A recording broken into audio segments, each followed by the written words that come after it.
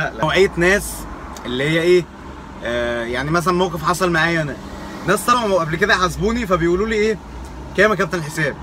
قلت لهم الحساب كذا 67.5 ومش عارف ايه وكده. قالوا يعني كام؟ انا مش فاهم هم ليه قالوا يعني كام. انا عدت تاني الجمله، قال ايوه يعني كام؟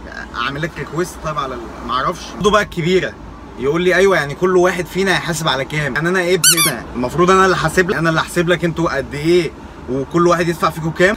فزعلان بيقول لي ايوه يعني كام؟ بقول له حضرتك انا مش فاهم يعني ده سؤال ولا اجابه؟ يرد عليا بقى المعلم يقول لي ايه؟ يقول لي يعني وكل واحد فينا يدفع كام؟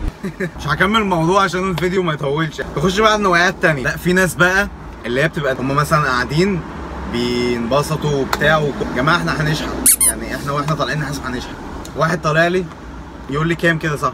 قلت له 27 جنيه وعشان خاطري اقسم بالله هنزل. يعني هو طالع بيقول انا عارف انت لو نزلت جنيه هتبقى حبيبه. ولا نزل، هو عمل نجاح في حياته. ما يطلع ينزل مثلا جنيه او 2 جنيه بيبقى قدام صحابه اللي هو فشيخ هو بس.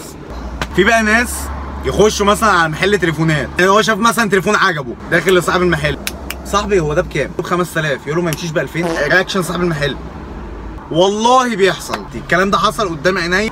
ما هي دي مالهاش علاقه بالدردحه. صحاب المحلات بقى اللي هم اصحاب مثلا المحلات، تمام، واقف وانت مثلا بتحاسب ناس، خلاص يا رجاله بجد والله خلاص وحياة امي خلاص حرام عليا وتلاقيه بيحط ايده في جيبه كده اللي هو خلاص وانت واقف عامل.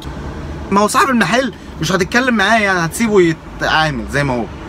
والله لو اخد بعضه ومشى لا يلبسها لك انت. لو مثلا طيب خلاص ماشي يا ريس، وراه